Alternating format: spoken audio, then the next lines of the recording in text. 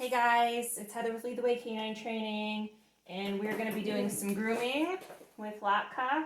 Latke is a 7-month-old golden doodle, and like most doodles and poodle mixes and dogs that have long coats or curly coats, they need lots of regular brushing and grooming at home, as well as professional grooming about every month or so.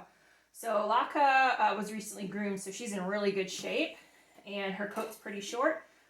But she's been with me about a week, and so we've been brushing her every couple of days just to keep up with it and to make sure that she doesn't get matted or knotted, especially in like the longer parts of her coat, like her ears and her face and her tail, and especially because we've had a lot of snow on the ground, and when these longer hair dogs and curly coated dogs get wet, if it's not brushed out, it can tangle, and any tangles that were already there will get tighter. So it's really important that you brush your dogs out when they get wet, especially if they're curly coated dogs like this. So what we're going to use first is a slicker brush, right?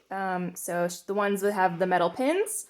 And we're going to use this first just to kind of break up the curl in her coat before we use our metal comb to get down to the skin to check for any tangles and knots. Okay, so these are the two main tools I like to use on this type of coat, on this kind of dog. You can also maybe use something like this, which is more kind of standard hairbrush. This is not going to get tangles out, but you could use this to kind of quickly fluff it up. So those are really my preferences, is a good slicker, and they come in different sizes. You can get really, really big ones, really, really little ones, and they come in different kind of stiffnesses. Some of them are more rough. Some of them are softer, so you can kind of feel it on your hand and see what it feels like. And you're just going to use this in little sections to go through her coat all over and kind of get the curl out and get any of kind of the top layer of tangles out. And then I'll go back through with the comb. And you want to go everywhere, right? Legs, chest, their tail, their head, their ears, everywhere needs to be brushed. All right. That's Isla in the background whining because she's not getting attention. It's Latke's turn. Good job. Right, you want to be gentle, but you want to do a good job, right? So don't be afraid to use a little bit of pressure and a little bit of elbow grease, but just be aware that some dogs are going to be more sensitive. All right, get that ear. Yes, such a pretty. Right, you can hold their muzzle gently. You'll see the groomers a lot of time grab kind of the chin hair, their little beard, and that way they have hold of the dog's face. So if the dog moves around, they have a little bit more control, right? And that's something, if the dogs are groomed regularly, they should be fairly used to, just to kind of help them from being super wiggly. I know. Over this side. Right, so both sides, just holding her mouth gently. I'm not squeezing it closed or anything, but I just want to get all those little tangles out. Her ears, right? The ears especially tend to tangle eyelash, especially if they're longer.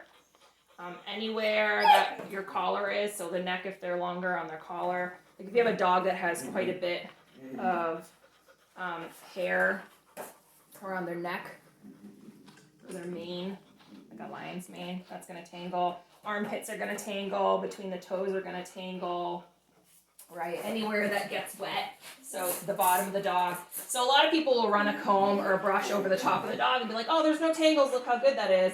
But this is the place that tangles the least, right? So you want to get everywhere, all over. I mostly did this side already. And if you do this regularly, this shouldn't take a super long time, unless you have a dog that just has really long coat. And if your dog has much more coat than what Latke has, you should be brushing your dog every day, right? So the poodles that have longer coat, I had an old English sheepdog in here last year for training who had like 3 or 4 inches of coat on him, and that's the type of dog that you need to brush thoroughly every day. So potentially you're dedicating an hour or more a day to brushing your dog all over to make sure they're not tangled. Or you can decide to keep them trim shorter. Talk to your groomer, right, about how often you should be coming in if you want to keep their coat a certain length, especially if you're not willing to do much maintenance at home. These guys are not a low maintenance breed for grooming, regardless of what your breeder might have told you. They do need to be groomed regularly, every 4 to 6 weeks. Even more often if you're keeping them longer, right? And then I'm going to use this metal comb to go through and check to make sure that I can get all the way down to the skin and it moves nice and smoothly without getting caught, right? So I know there's no tangles here. I'll do the same thing. And I'm going to do this with her whole body, but I'm not going to videotape the whole thing because I'll be here for a little while. All right, so I want to make sure the comb goes all the way through, no tangles. All right. You guys probably already know this if you have a doodle or a poodle mix, but they get hair in their ears, and your groomer should be plucking that hair out. Or if you're doing grooming at home and not using a professional, you need to be doing that regularly so that they're not getting ear infections and things like that. So they do grow hair in their ears, in the ear canal, specifically is what I'm talking about, not just around the outside. Good job. You're such a good girl. And I have Latke up on a grooming table. If you guys have a doodle or poodle or even a smaller dog that needs regular brushing, I highly recommend getting a grooming table and getting one with the arms so that you don't have to worry about the dog jumping off the table. It'll save your back, right? Unless you have a really small dog that you can just put in your lap and they're really good about it.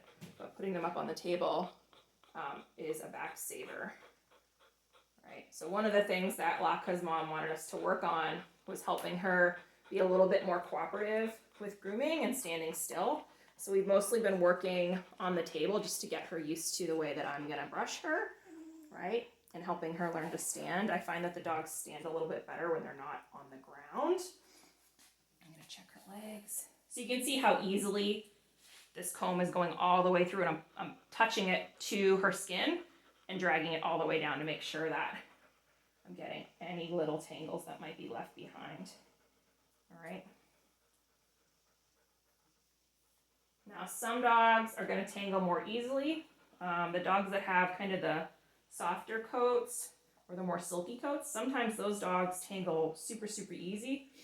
Sometimes not as much. So you need to get to know your dog's coat and what it's like, how quickly it grows, how tangle prone it is. But especially if you have a dog that likes to play in the snow or likes to go in the water in the summer when you guys are out, maybe they go swimming in a lake. Or you have a dog that goes to daycare or plays with dogs a lot and they're going to be wrestling and kind of putting their mouth all over each other.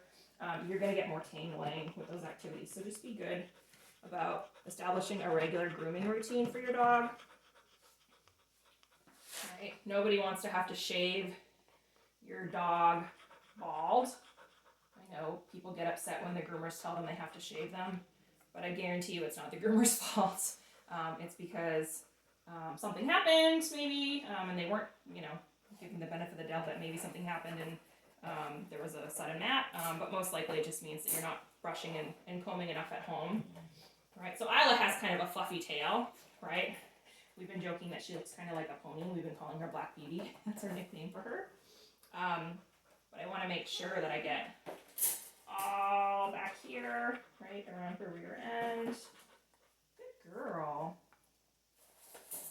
So I'm going to finish up, but I just wanted to give you guys kind of a quick tutorial on the things that we like to use and recommend for the longer hair curly coated dogs.